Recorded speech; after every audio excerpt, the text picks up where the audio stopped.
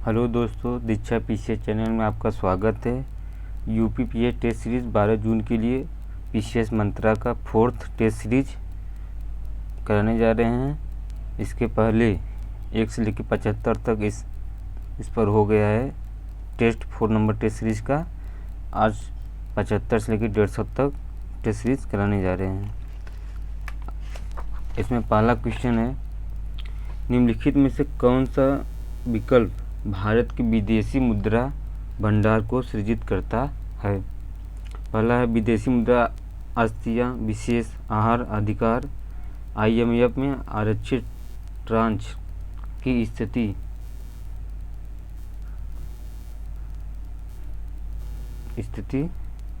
दूसरा विदेशी मुद्रा आस्तियाँ विशेष आहार अधिकार स्वर्ण, विदेशी मुद्रा आस्तियाँ स्वर्ण, आईएमएफ में आरक्षित ट्रांच की स्थिति। चौथा विदेशी मुद्रा आस्तियाँ विशेष आहार अधिकार एसडीआर, आईएमआर में आरक्षित ट्रांच की स्थिति। तो इसमें आपका आंसर जो सही होगा करा सृजित होना है, तो इसमें आपका डी होगा, यही आंसर डी होना चाहिए, क्योंकि भारत के विदेशी मुद्रा भंडार में 4 घटक शामिल हैं। पहला विदेशी मुद्रा आस्तियाँ, दूसरा है फिर विशेष आहार अधिकार एसडीआर, और तीसरा है आईएमएफ आरक्षित ट्रांच की स्थिति, और चौथा है स्वर्ण मतलब गोल्ड। अगला क्वेश्चन है, वर्तमान में भारत सरकार द्वारा कौन सा ट्रेजरी बिल निर्गत नहीं किया जाता है। तो ये आपका 273 दिवसीय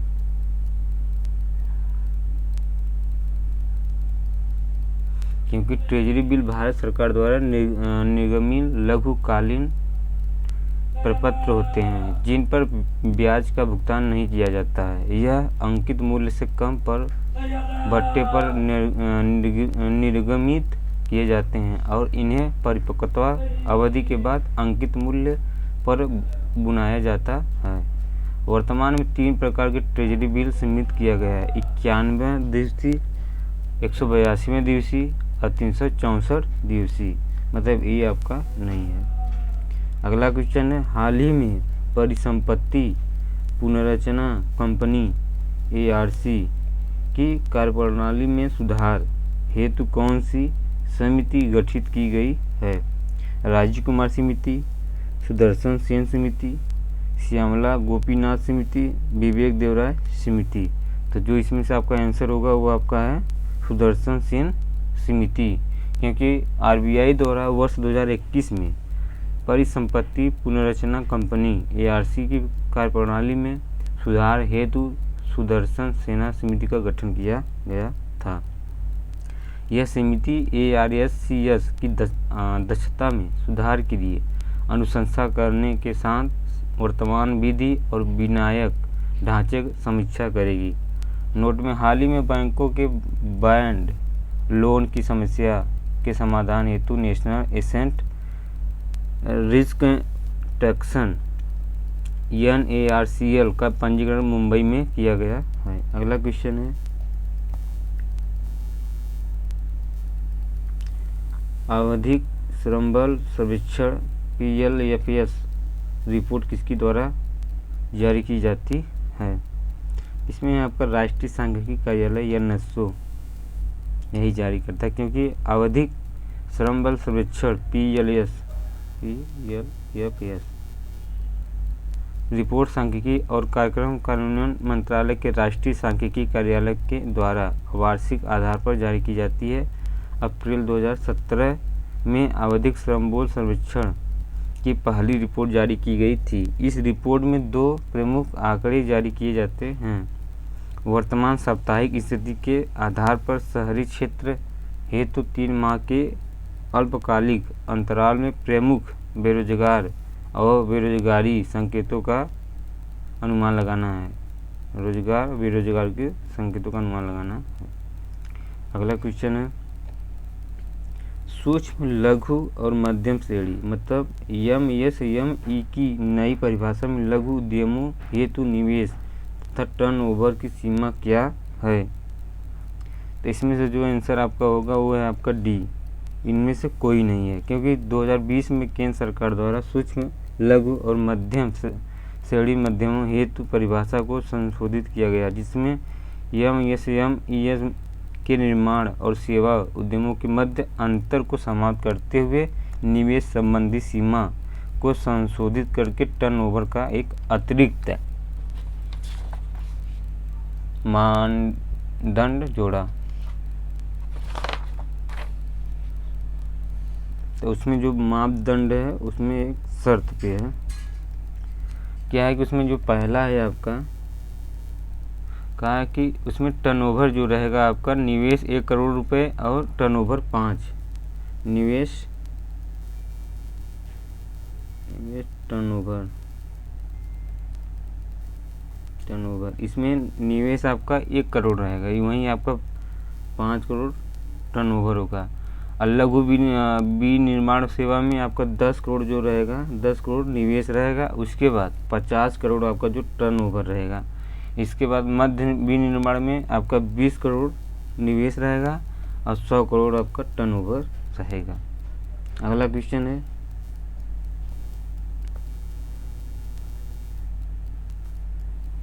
आर्थिक सर्वेक्षण 21-22 आंकड़ों के अनुसार भारतीय अर्थव्यवस्था की विकास दर में संबंध क्या सही नहीं है? भारतीय अर्थव्यवस्था की विकास दर 9.2% है। कृषि और संबंधित क्षेत्र में विकास दर 3.9% रही है। वहीं औद्योगिक क्षेत्र में 11.8% विकास दर रही है। सेवा क्षेत्र में 7% विकास दर रही है। तो जो इसमें से आपका आंसर होगा वो आपका डी है, क्योंकि सेवा क्षेत्र में 7% विकास दर रही है। और वहीं आपका आर्थिक सर्वेक्षण 21-22 के अनुसार सेवा क्षेत्र की विकास दर जो 8.2 है, 8.2% है।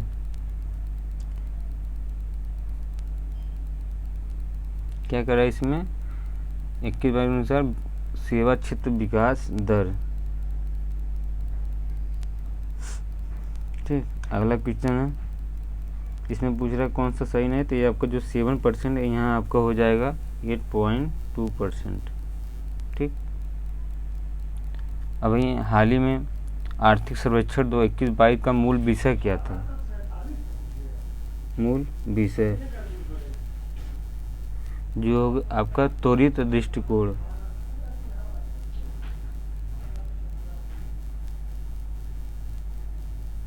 त्वरित दृष्टिकोण। अगला क्वेश्चन है,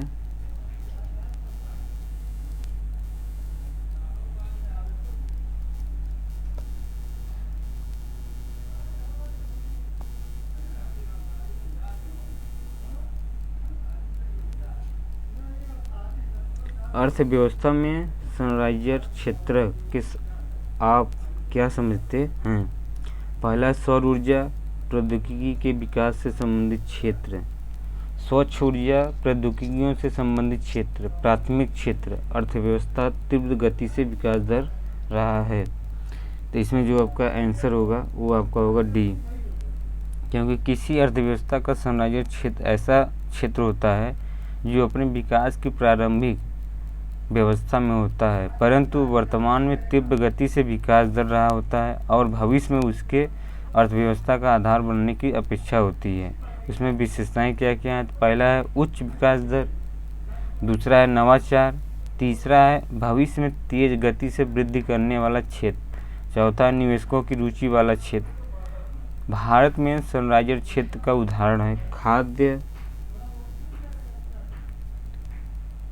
प्रसंस्करण उद्योग, सूचना प्रौद्योगिकी उद्योग, स्वास्थ्य क्षेत्र और संरचना क्षेत्र, रिटेल क्षेत्र आदि। अगला क्वेश्चन है,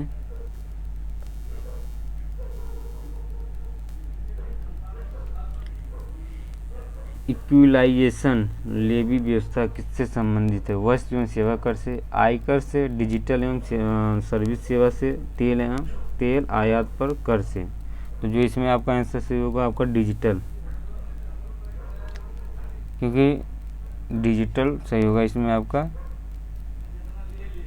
क्योंकि विदेशी डिजिटल कंपनियों द्वारा लगाया जाने वाला एक कर है। इसे वस्तुओं की ऑनलाइन बिक्री तथा ऑनलाइन सेवा प्रदान करने वाली अनिवासी ई कॉमर्स कंपनी पर भी आरोपित की जाती है। यह कर व्यवस्था 2016 से प्रारंभ की गई थी। 2016 से यह व्यवस्था की गई थी। इक्विलाइजेशन लेवी को गूगल टैक्स भी कहा जाता है। इसको गूगल टैक्स भी कहा जाता है।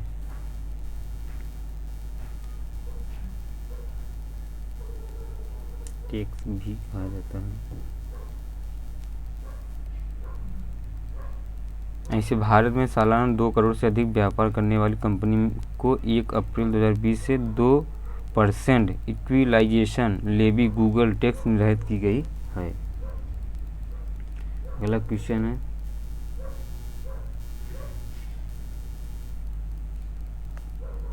निम्नलिखित में कौन सी योजना राष्ट्रीय सामाजिक सहायता कार्यक्रम NSAP शामिल नहीं है? अंत्योदय योजना, राष्ट्रीय परिवार लाभ योजना, इंदिरा गांधी राष्ट्रीय विधवा पेंशन योजना, प्रधानमंत्री उज्ज्वल योजना। जो इसमें आंसर सही होगा अंत्योदय योजना, क्योंकि भारत सरकार द्वारा वर्ष 1995 में गरीबी रेखा से नीचे रहने वाले व्यक्ति के लिए राष्ट्रीय सामाजिक सहायता कार्यक्रम प्रारंभ किया गया। इसके अंतर्गत वर्तमान में 5 योजनाएं संचालित की जा रही है। इंदिरा गांधी राष्ट्रीय वृद्धावस्था में पेंशन योजना, दूसरा इंदिरा गांधी राष्ट्रीय विधवा पेंशन योजना, तीसरा इंदिरा गांधी राष्ट्रीय विकलांग पेंशन योजना, चौथा प्रधानमंत्री उज्ज्वला योजना और पांचवा राष्ट्रीय परिवार लाभ योजना। अगला क्वेश्चन है, भारत में सेज अधिनियम किस वर्ष पारित की गई थी? वर्ष 2000 में, 2 वर्ष 2005, 2006, वर्ष 2002। तो जो आपका पास हुआ था 2005 में, लेकिन 2006 में इसको लागू किया गया था।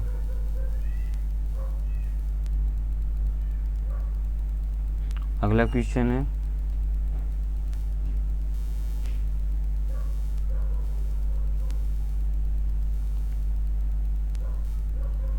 निम्नलिखित में से कौन सा सम्मिलित नहीं है?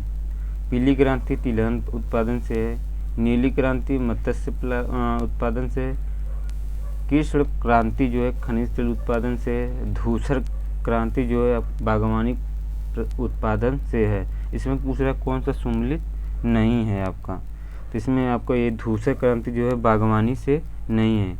तो ये आपका जो धूसर क्रांति है उत्पादन संबंधित, जबकि ये सुनहरी क्रांति बागवानी उत्पादन से संबंधित है। ये जो बागवानी आपका सुनहरी बागवानी उत्पादन, और धूसर क्रांति जो उर्वरक से है, आपका उर्वरक उत्पादन से है। बाकी और सब सही है। इसमें नीली क्रांति मत्स्य उत्पादन से है, गुलाबी क्रांति जो है प्याज से और झींगा उत्पादन से है, वहीं धूसर हो गया आपका। हरित क्रांति जो है खाद्यान्न और उत्पादन से है। श्वेत क्रांति जो है दूध से रिलेटेड है आपका। और वहीं आपका जैसे इंद्रधनुष क्रांति जो है भारत सरकार द्वारा जुलाई 2000 में घोषित किया गया था। प्रथम राष्ट्रीय कृषि नीति के साथ इसकी परिकल्पना की गई है। इसमें हरित, पीली और नीली, लाल, गुलाबी, धूसर अन्य सभी कृतियों को साथ लेकर चलने का लक्ष्य रखा गया है। अगला क्वेश्चन है, निम्नलिखित में से कौन सा घटक भारत निर्माण कार्यक्रम शामिल नहीं है? सिंचाई, विद्युत आपूर्ति, स्वास्थ्य, टेलीफोन, इनक्विटी। तो जो इसमें से आपका आंसर सही होगा वो आपका है स्वास्थ्य।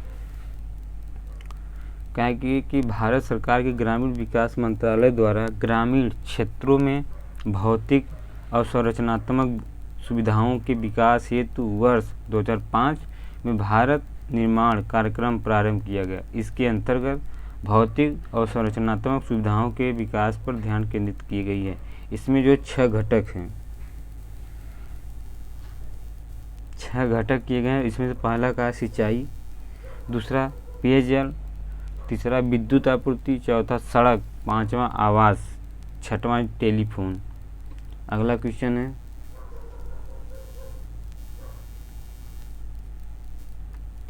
मनरेगा कार्यक्रम प्रारंभ किस वर्ष किया गया था?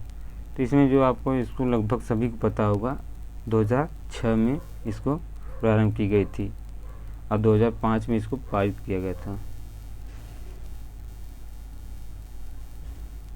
2005 में पारित किया गया था। और कब ये आंध्र प्रदेश के बंदापावली इस कार्यक्रम को शुरुआत की? कहाँ से? ये आंध्र प्रदेश।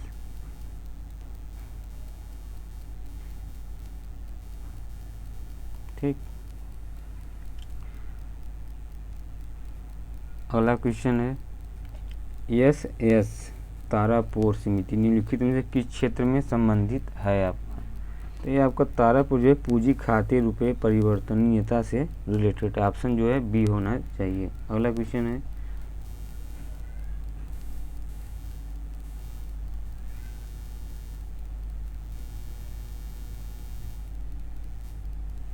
निम्नलिखित में से किस संस्था को विश्व बैंक की रियायती खिड़की कहा जाता है? तो पहला इसमें ए पुनर्निर्माण और विकास के लिए अंतर्राष्ट्रीय बैंक IBRD, दूसरा अंतर्राष्ट्रीय वित्तीय निगम IFC, तीसरा है अंतर्राष्ट्रीय विकास संघ IDA, चौथा बहुपक्षीय निवेश गारंटी एजेंसी है IMIGA। तो जो इसमें आंसर आपका होगा वो आपका डी होगा, यही बहुपक्षीय निवेश गारंटी। और इसमें वर्ष 1944 के संयुक्त राष्ट्र मौद्रिक और परिवर्तन सम्मेलन में अंतर्राष्ट्रीय पुनर्निर्माण और विकास बैंक IBRD तथा अंतर्राष्ट्रीय मुद्रा कोष IMF की स्थापना की गई थी, जिसका तत्कालीन उद्देश्य था द्वितीय विश्व युद्ध और विश्व व्यापारी आर्थिक संकट। ठीक। अगला क्वेश्चन है,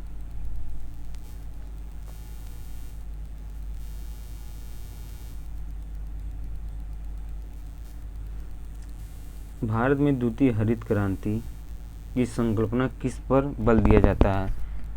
तो कृषि के गुणात्मक पहलू पर, कृषि के परिवर्तनात्मक पहलू पर। तो जो इसमें आंसर सही होगा आपका वो है आपका सी, दोनों। क्योंकि भारत द्वितीय हरित क्रांति संकल्पना में कृषि एवं परिवर्तनात्मक पहलू दोनों पर बल दिया जाता है। इसका लक्ष्य था हरित साधारण कृषि पद्धतियों को अपनाते हुए कृषि उत्पादन में तीव्र वृद्धि लाना। सर्वप्रथम APJ अब्दुल कलाम द्वारा वर्ष 2006 में द्वितीय क्रांति को प्रारंभ करने की बात की गई थी। 2006 में किसने प्रारंभ किया था, बात इसकी कही थी, तो वो है आपका APJ अब्दुल कलाम।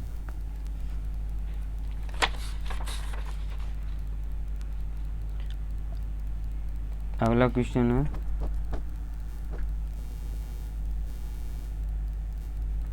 अर्थव्यवस्था में क्राउड प्रभाव कब उत्पन्न होता है? सार्वजनिक व्यय में वृद्धि से, राजकोषीय घाटे में कमी से, सार्वजनिक व्यय में कमी से, राजकोषीय घाटे में वृद्धि से।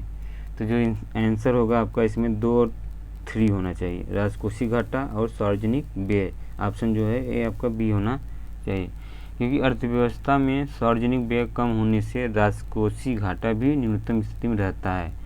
ऐसी स्थिति में पूंजी बाजार में निजी क्षेत्र के लिए संसाधनों की अधिक उपलब्धता तथा बाजार में ब्याज दर कम रहती है।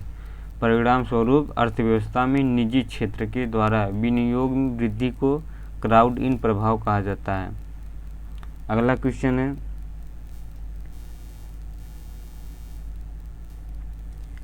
काउंटरवेलिंग ड्यूटी के संबंध में क्या सत्य है? काउंटरवेलिंग ड्यूटी आयातक देश में निर्यातक देश द्वारा प्रदान की गई है। निर्यातक सब्सिडी के प्रभाव को समाप्त करने के लिए लगाई जाती है। काउंटरवेलिंग ड्यूटी सीमा शुल्क से संबंधित न होकर आयातक देश के उत्पादन शुल्क से निर्मित होती है। जो आंसर आपका इसमें सही होगा सी होना चाहिए, दोनों कथन सही है। क्योंकि काउंटरवेलिंग ड्यूटी जो है एंटी डंपिंग ड्यूटी से भिन्न होता है। एंटी डंपिंग ड्यूटी जो है एंटी डंपिंग ड्यूटी तब आरोपित किया जाता है जब कोई देश या फर्म किसी दूसरे देश में अपनी वस्तुओं का निर्यात अपने घरेलू बाजार के मूल्यों से कम मूल्य पर करती है। इसमें आयातक देश में उत्पादन की कीमत तथा विनिर्माण फर्मों का लाभ प्रभावित होता है। भारत में एंटी डंपिंग शुल्क के संबंध में अनुशंसा वाणिज्यिक विभाग द्वारा की जाती है तथा इस वित्त मंत्रालय द्वारा आरोपित किया जाता है। अगला क्वेश्चन है, निम्नलिखित में से किसे चालू खाते करेंट अकाउंट में शामिल नहीं किया जाता है? तो इसमें जो है आपका विदेशी सहायता, ये नहीं, वस्तु एवं व्यापार, सेवा का व्यापार, विदेशी पर्यटन, ये सब शामिल किया जाता है। वहीं विदेशी सहायता जो है आपको नहीं शामिल किया जाता है, क्योंकि अर्थव्यवस्था में भुगतान ढांचे को 4 भागों में बांटा जाता है। पहला जो है आपका चालू खाता, दूसरा है पूंजी, तीसरा है आपका अशुद्धियाँ, चौथा है आपका विदेशी निर्माण। अगला क्वेश्चन है, भारत में कर प्रणाली के संबंध में निम्नलिखित कथनों पर विचार करें। चेलाया समिति की अनुशंसा पर पहली बार सेवा कर सन 1994 से 95 में लगाया गया था।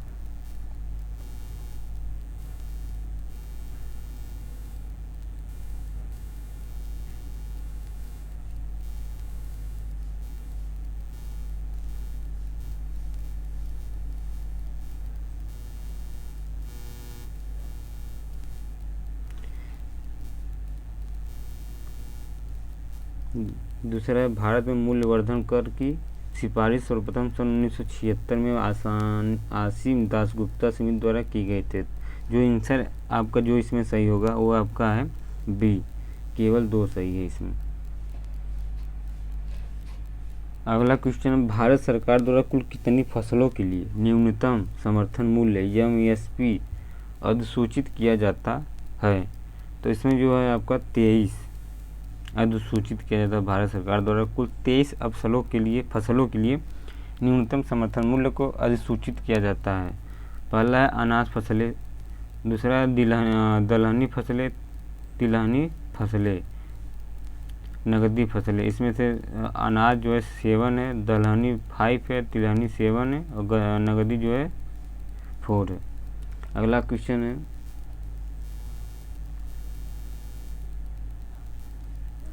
एकीकृत बाल विकास सेवाएं ICDS कार्यक्रम के संबंध में क्या गलत है? इसका संचालन स्वास्थ्य एवं परिवार कल्याण मंत्रालय द्वारा किया जाता है।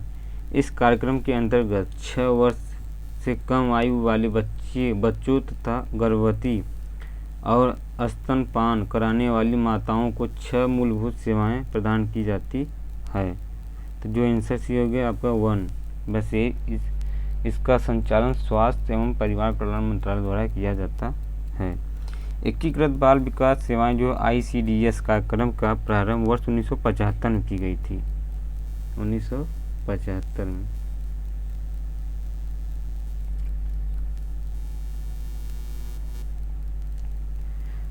इसका संचालन महिलाओं और बाल विकास मंत्रालय द्वारा किया जाता है। इसका कार्यक्रम के अंतर्गत 6 वर्ष से कम आयु वाले बच्चों तथा गर्भवती और स्तनपान कराने वाली माताओं को निम्नलिखित 6 सेवाएं प्रदान की जाती है।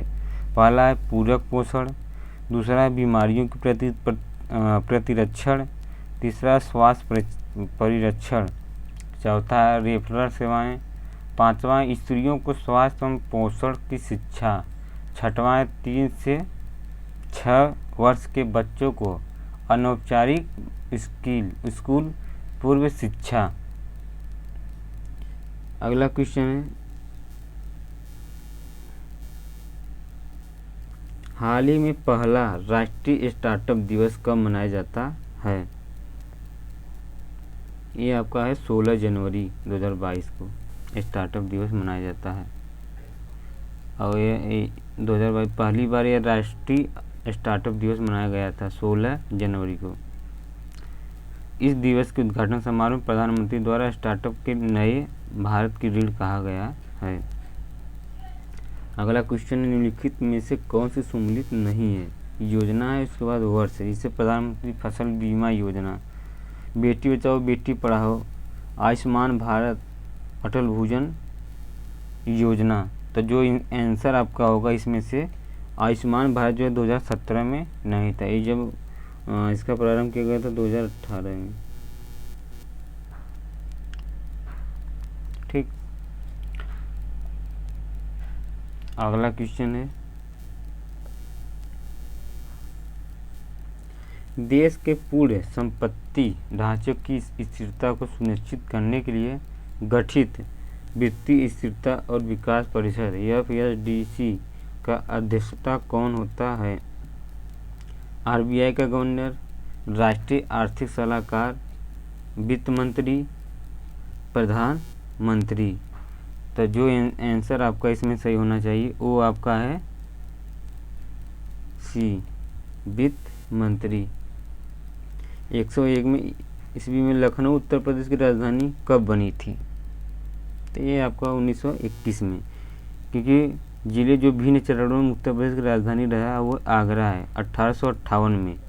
उसके बाद लखनऊ प्रयागराज की जो राजधानी 58 से फिर 21 में तक था, फिर लखनऊ 1921 में हो गया। अगला क्वेश्चन है,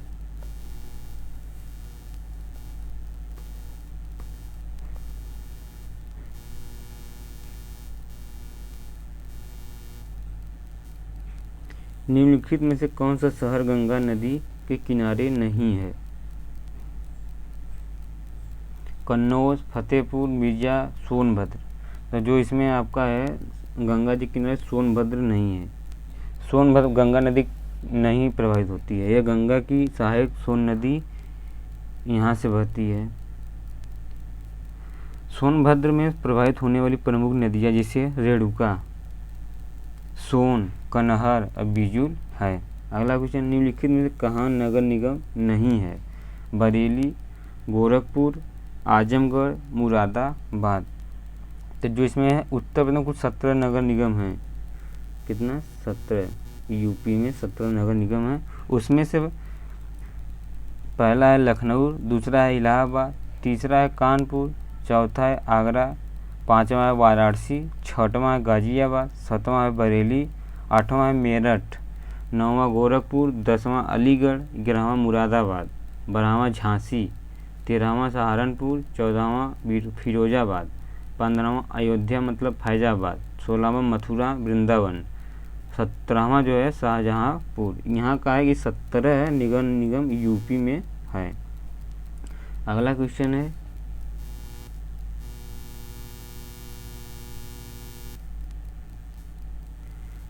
सूची 1 सूची 2 मिलान करने। जिला का नाम और मुख्यालय जैसे कौशाम्बी, जालौन, संभलपुर और कुशीनगर। इसमें पूछा कि कौन का मुख्यालय कहाँ पर, जैसे कौशाम्बी। कौशाम्बी जो है आपका मंझनपुर है। उसके बाद जालौन जो है आपका उरई, इसमें उरई मिल गया। उसके बाद संभल जो है पावासा है। उसके बाद कुशीनगर जो है पड़रौना है। तो इसमें मिला लीजिए जो आंसर सही होगा वही 2 1 3 4, जिसमें 2 1 3 4 होगा वही सही होगा, मतलब ऑप्शन बी। अगला क्वेश्चन है,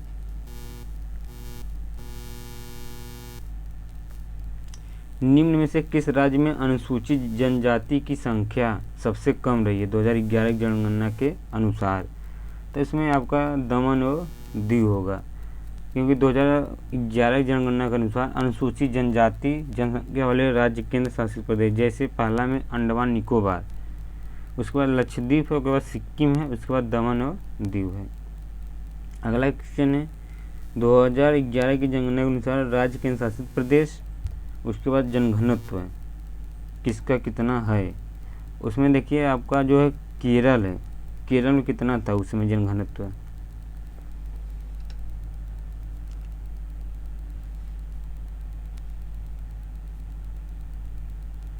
इसमें पूछा है संदर्भ में जनगणना संदर्भ में कौन सा है। वहीं आपका जो पूछा है जनघनत्व केंद्र शासित नागालैंड, मणिपुर, केरल। इसमें का है कौन सा जनगणना केंद्र शासित प्रदेश और जनघनत्व है। तो इसमें जो आपका संबंध केरल का है 860 होगा। वहीं आपका जो नागालैंड है वो आपका 119 है। वहीं आपका जो मणिपुर 128 है और मिजोरम जो है 52 है। इसमें से कौन सा सम्मिलित सही है पूछ रहा है, तो यही आपका मणिपुर। मिजोरम में 52 है, क्योंकि केरल में जो है आपका 860 है जनघनत्व है। ऐसे ऐसे हैं। अगला क्वेश्चन है,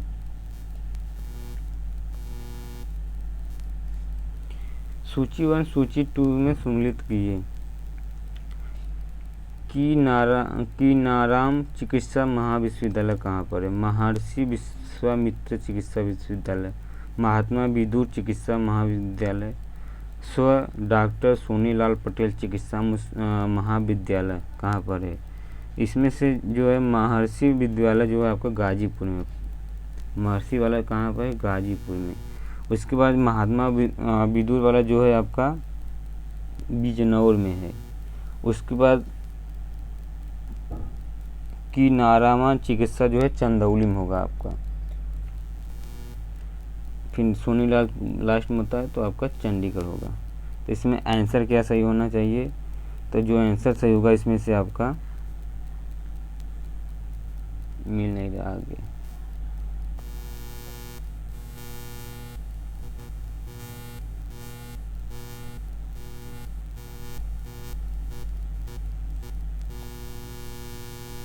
डी सही होना चाहिए इसमें से। ऑप्शन है आपका ए सही है, डी। अगला क्वेश्चन है,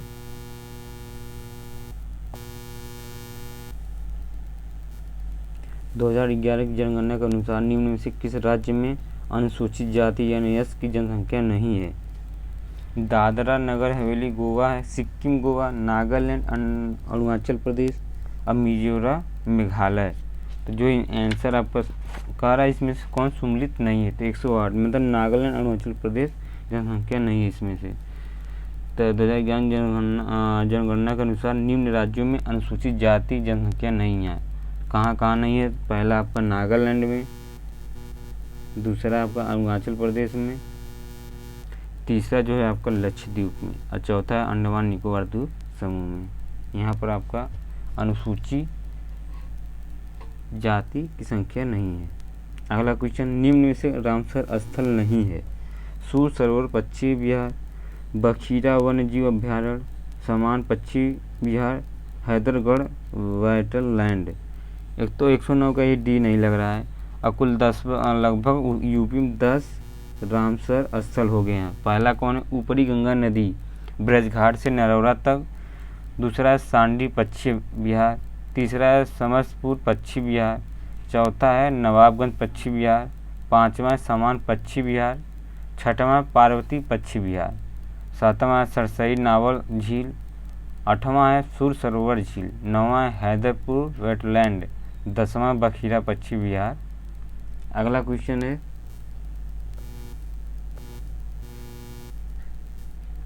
सुमिलित नहीं है 2011 के अनुसार राज्य एवं साक्षरता। तो इसमें से कौन सा सुमिलित नहीं है? तो इसमें से राजस्थान 61.8% नहीं है। तब कितना है? जो राजस्थान का मतलब है वो आपका सबसे न्यूनतम साक्षरता दर 61.8% और 66.1% है। 66.1%। अगला क्वेश्चन है, सुमिलित भारत की दृष्टि से कौन सा है इसमें से?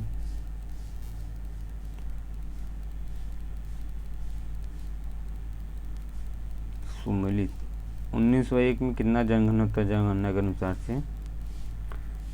कह रहा है भारत की दृष्टि से जनघनत्व कौन सा इसमें है? तो आपका जो है आंसर सी होना चाहिए।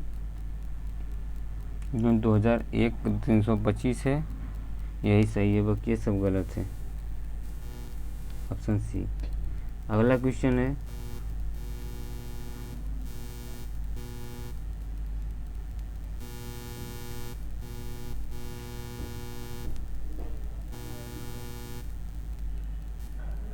सूची 1 सूची 2 में मिलान करने के लिए इसमें से पूछा है नीचे दिए गए समीकरणों में कौन सा विकल्प चयन सही है? जिला और क्षेत्रफल की वर्ग की मदद। जो इसमें आपका सही होना चाहिए वो आपका बी है, गोंडा जो है 4003 है।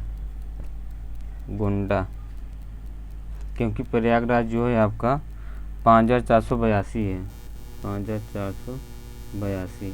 वहीं आपका गोंडा जो है 4003 है। वहीं आपका जो मिर्ज़ापुर है 4405 है। उसके बाद गोरखपुर है 3000 इतना है। तो सबसे बड़ा क्षेत्रफल वाला ज़िला जो लखीमपुर खीरी है और सबसे छोटा ज़िला जो है हापुड़ है। तो जो आंसर होगा, आप आंसर बी होना चाहिए, गोंडा। बी मतलब कुट में से 3, 4, 1, 2 सब सही है, तो ऑप्शन बी। अगला क्वेश्चन है,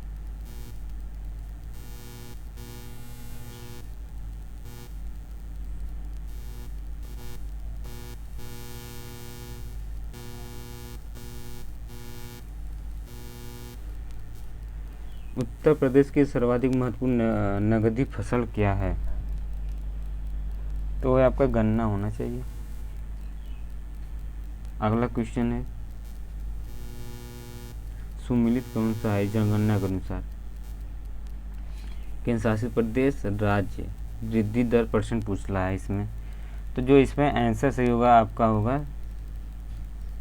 सी सही होना चाहिए। मणिपुर का 24.50 है। वहीं यूपी का कितना है? तो यूपी का आप देख लीजिए 20.23% है। बस। अगला क्वेश्चन है,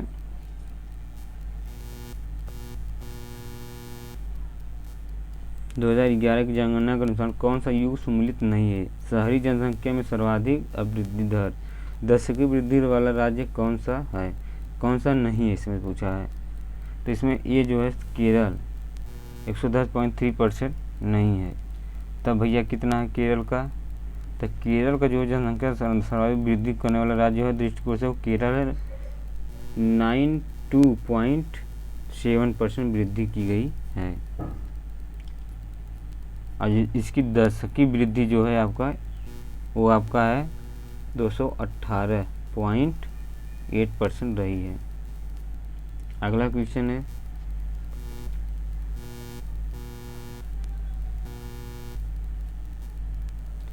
सूची 1 सूची 2 का नीचे दिए कूट का सही विकल्प चयन करिए।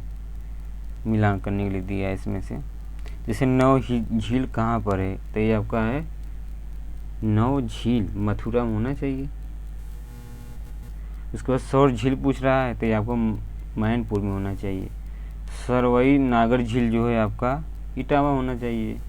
उसके बाद लीलौर झील जो है बरेली में होना चाहिए। ठीक, अब इसमें आंसर क्या होगा आपका? तो आपका होगा डी होना चाहिए। 4, 2, 1, 3 जिसका होगा वो आंसर सही। अगला क्वेश्चन है, जैन धर्म के कितने तीर्थंकरों का संबंध जन्म स्थल अयोध्या से है? तो इसमें कुल लगभग 5 हैं टोटल। पहला जो है आपका ऋषभदेव आदित्यनाथ प्रथम तीर्थंकर थे। दूसरा अजितनाथ, ये दूसरे तीर्थंकर थे। अभिनंदनाथ चौथी तीर्थंकर थे। सुमीनाथ 5वें तीर्थंकर थे। अनंतनाथ 14वें तीर्थंकर थे। ठीक, अगला क्वेश्चन है, निम्नलिखित कथनों पर विचार करिए। पंडित दीनदयाल उपाध्याय पशु चिकित्सा विज्ञान विश्वविद्यालय एवं गौरक्षा अनुसंधान संस्थान मिर्जापुर में है। दूसरा, यह संस्थान 2018 में स्थापित किया गया था। इसमें जो आंसर है वो आपका होगा फर्स्ट और सेकेंड दोनों सही नहीं है, क्योंकि पंडित दीनदयाल उपाध्याय पशु चिकित्सा विज्ञान विश्वविद्यालय एवं गौरक्षा अनुसंधान संस्थान मथुरा यूपी में है, न कि मिर्जापुर में है। मथुरा। ठीक, और उसके बाद भारत में अब तक 4 स्थापित किए जा चुके हैं। उत्तर प्रदेश सरकार द्वारा 25 अक्टूबर 2001 को इसकी स्थापना की गई थी। 2001 में स्थापित की गई थी। अगला क्वेश्चन है,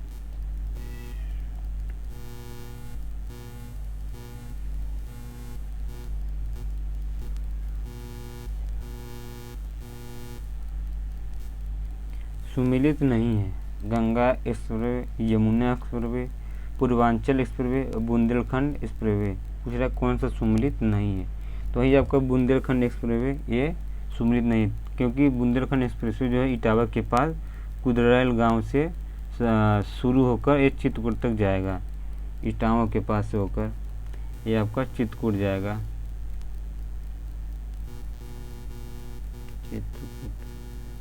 वहीं गंगा एक्सप्रेसवे जो है आपका नोएडा से बलिया तक है। उसके बाद पूर्वांचल एक्सप्रेसवे जो है आपका, इसमें साथ लगभग आपका 9 जिला है क्या, उसके बाद 8 या 9 जिले हैं, इसमें से जो है 12 जिले हैं गंगा एक्सप्रेसवे से होकर जा रही है।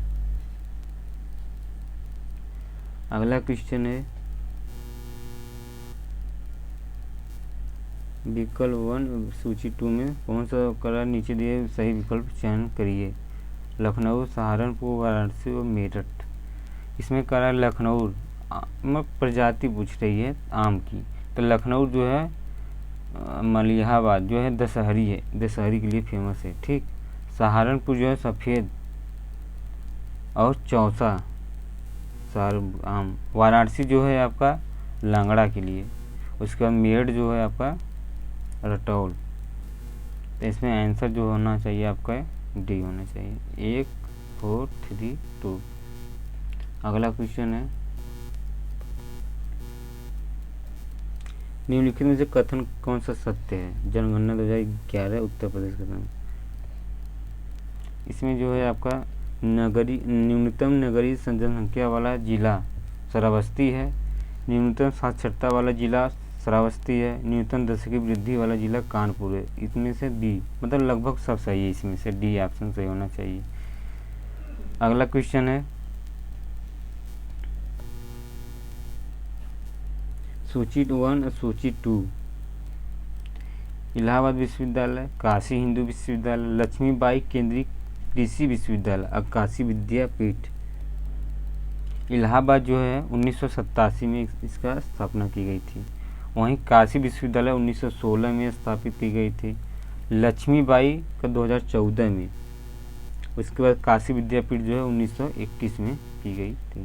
तो आंसर जो होगा इसमें से आपका 1 3 2 4 इसमें है सी में, यही सही होगा। अगला क्वेश्चन है उत्तर प्रदेश भूमि सुधार निगम की स्थापना की गई है।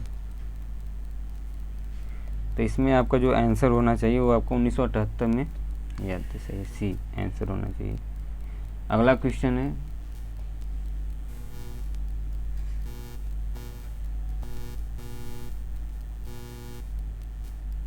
शिलाधर मृदा विज्ञान संस्थान स्थित है, तो वो है आपका उत्तर प्रदेश में।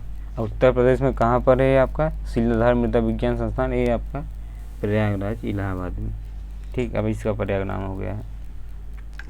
अगला क्वेश्चन है 2011 जनगणना के अनुसार उत्तर प्रदेश में न्यूनतम अनुसूचित जनजाति प्रतिशत वाले जिले हैं। तो जो इसमें से हैं आपका बागपत हो गया और कन्नौज होना चाहिए, क्योंकि बागपत में जो है आपका 0.001% है।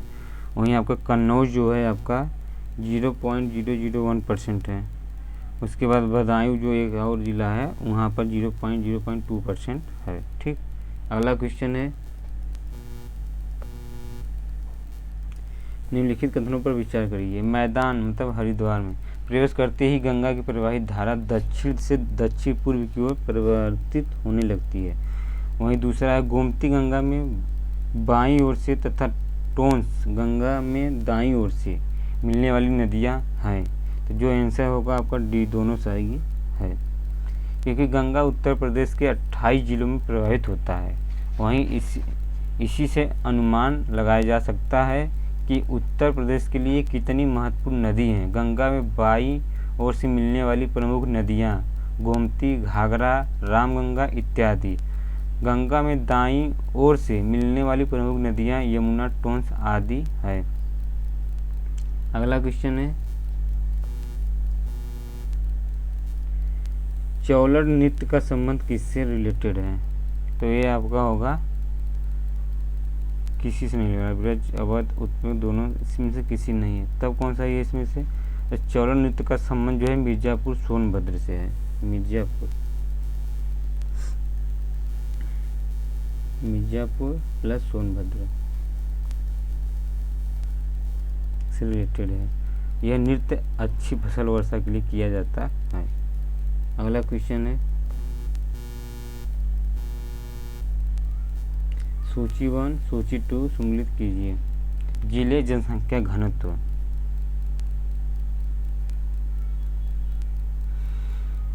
तो इसमें से मिलान करने जैसे वाराणसी में कितना है, लखनऊ, गाजियाबाद, संत कबीरनगर, भदोही, इसमें कितना है? तो इसमें आपका 1555 है, 1555 जनसंख्या घनत्व। हम जिला 128 का वाला जिला गाजियाबाद है इसमें। तो जो आंसर होगा आपका 816, मतलब गाजियाबाद सबसे ज़्यादा है। तो इसमें आंसर कौन होना चाहिए? तो आपका सी, 4, 3, 2 और 1। अगला क्वेश्चन है निम्न में कहाँ कृषि पार्क स्थापित नहीं किया गया है? तो इसमें आपका बी होना चाहिए, आगरा में, क्योंकि उत्तर प्रदेश सरकार द्वारा किसानों को उनके उत्पादों का उचित मूल्य दिलाने के लिए लखनऊ, वाराणसी, हापुड़, सहारनपुर के कृषि पार्क स्थापित किया गया है।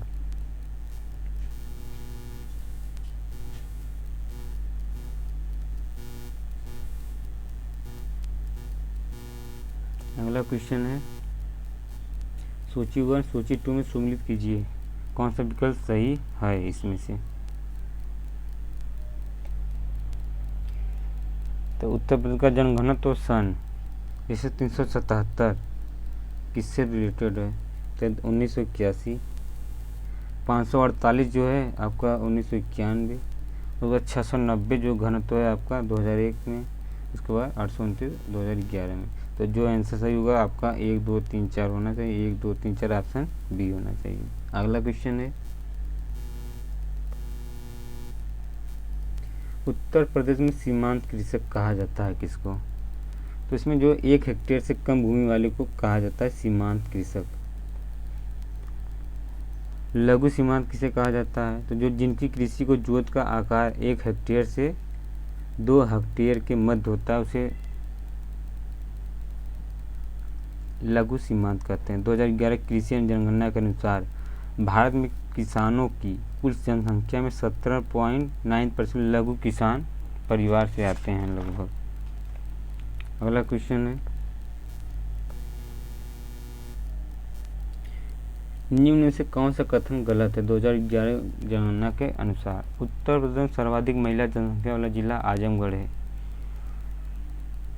ये तो पूछ रहा गलत है, तो यही होगा क्योंकि जौनपुर आना चाहिए।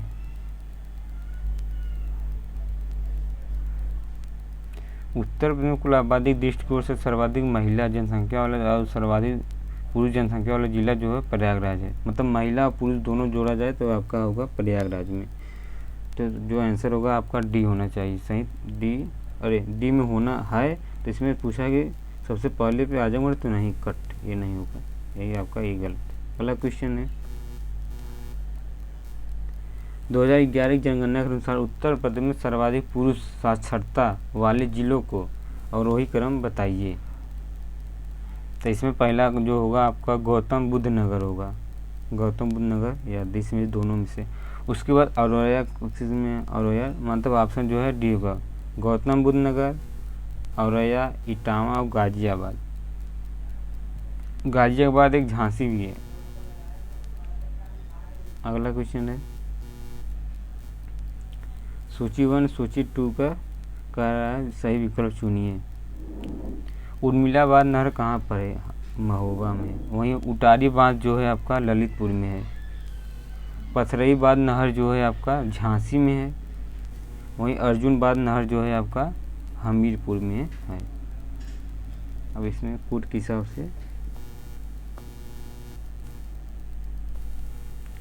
से इसमें जो आंसर होगा आपका डी होना चाहिए सही। अगला क्वेश्चन है शहीद अशफाक उल्लाह खां प्राणी उद्यान स्थित है? तो ये लगभग सबको पता होगा, गोरखपुर में है।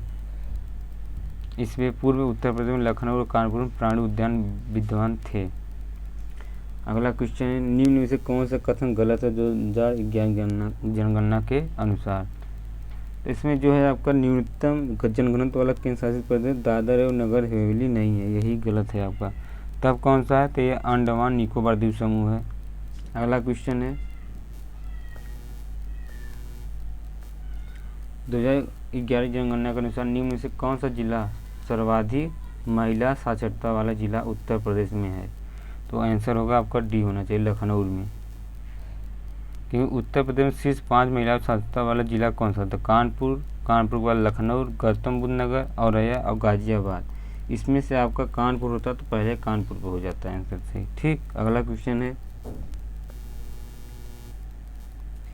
सूची 1 और सूची 2 सम्मिलित कीजिए, इसमें से कौन सा विकल्प सही है। केंद्र शासित प्रदेश अब वृद्धि दर % कितना है। तो नागालैंड का -0.58 है, ये आपका गोवा जो है आपका 8.23 है, केरल का जो है आपका 4.9% ये है। इसके बाद लक्षद्वीप इसका, तो आंसर क्या होगा इसमें, तो आपका सी होना चाहिए। 2 3 3 2 4 1। अगला क्वेश्चन है, निम्न में से किसका संबंध आगरा घराने से नहीं है। पंडित सखाराम, क्योंकि पंडित विश्वभर इनका है, वल्लभ इनका भी है। तो जो पंडित सखाराम है इनका संबंध तब कहाँ से है, तो पंडित सखाराम का जो संबंध है आपका लखनऊ घराने से है, आगरा से नहीं। अगला क्वेश्चन है,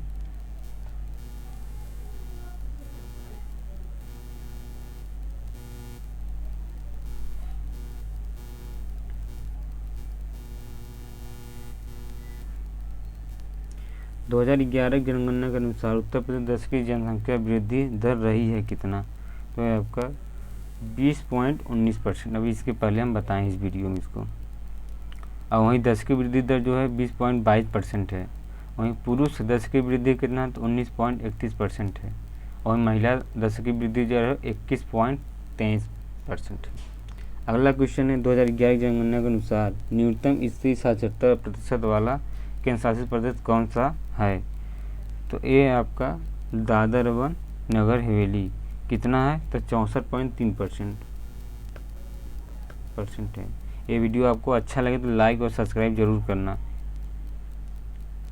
अगला क्वेश्चन है, सूची 1 सूची 2 में सही विकल्प चयन कीजिए। नजीरा खां जो है सारंगी वादक से रिलेटेड है, पहला कहे। दूसरा रघुनाथ सेठ जो है बांसुरी से हैं। वहीं ध्रुता तारा जोशी जो है सितारा वाहक से हैं। उसके बाद कारमता उल्ला खां जो है सरोदर वाहक से रिलेटेड है। तो जो आंसर आपका सही होना चाहिए इसमें से सी। ठीक, 1 4 2 3। अगला क्वेश्चन है, लता मंगेशकर ने निम्न में से किस घराने से शिक्षा ली थी। तो ये आपका होगा भिंडी बाजार घराना, क्योंकि एक करंट में है, इस पार हो गई है ये, तो इनके विषय में पूछ सकता है। तो इनके विषय में आप अच्छे से पढ़ लीजिएगा एक बार। अगला क्वेश्चन है, सूची 1 सूची 2 मकबरा और मजारा।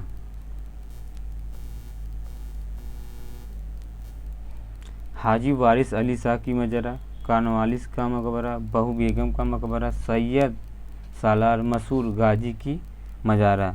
तो जो इसमें पहला हाजी वाजिद अली शाह की मजारा जो है देवी बाराबंका में है, देवा, ये होगा बारीबंका में, बाराबंका में, बंकी में। वह कानवालिस जो है मकबरा गाजीपुर में है आपका। उसके बाद बेगू बेगम मकबरा जो है आपका अयोध्या में है। उसके बाद सैयद सालार जो है आपका बहराइच का है। तो जो आंसर सही होना चाहिए इसमें आपका ये होना चाहिए 1 2 3 4। अगला क्वेश्चन है,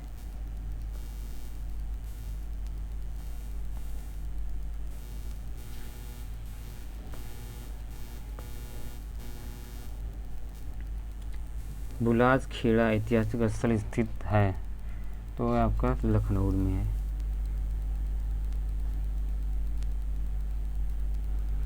अगला क्वेश्चन है, निम्न में से कथन कौन सा सही नहीं है? जौनपुर सही नदी के किनारे स्थित है। तो यही गलत है, क्योंकि यहाँ जो है आपका सही नदी के किनारे स्थित नहीं है, ये आपका गोमती नदी के किनारे स्थित है, गोमती नदी के किनारे। अब लगभग कुल सही। जौनपुर की स्थापना फिरोज शाह तुगलक ने की थी, सही है। मलिक हुसैन सरकी वंश की स्थापना जौनपुर में की गई थी, ये भी सही है। जौनपुर की सिराज हिंद भी कहा जाता है, ये भी सही है। यहीं आपका जौनपुर नदी के किनारे स्थित है। इसका ऐतिहासिक सांस्कृतिक महत्व रहा है। यहाँ अटाला मस्जिद, लाल दरवाजा, जामा मस्जिद है भी। अगला क्वेश्चन है, गुरु गोविंद सिंह पोटर्स कॉलेज की स्थापना हुई थी। तो आपका 1975 ईस्वी में, 1 अगस्त 1975 गुरु गोविंद सिंह की स्पोर्ट्स कॉलेज की स्थापना हुई थी। इसी कॉलेज का उद्देश्य था कि 9 से 12 वर्ष वय वाले खिलाड़ियों में उत्तर प्रदेश का चयन करके उन्हें तकनीकी प्रशिक्षण सहित आवश्यक सुविधाएं प्रदान करना है। अगला क्वेश्चन है, सूची 1 सूची 2 में सही विकल्प चयन करिए। कामतानाथ जो मंदिर है चित्रकूट में है, वही नागवासुकी जो मंदिर है प्रयागराज में, इलाहाबाद के प्रयागराज में, यहाँ एक गंगा जी किनारे है आपका। उसके बाद बर्मिज मंदिर जो है आपका कुशीनगर में है, वहीं आपका अंग्रेज मंदिर जो है आपका वृंदावन में है। तो आंसर क्या सही होना चाहिए इसमें से? आपका सी होना चाहिए, 2 3 4 1।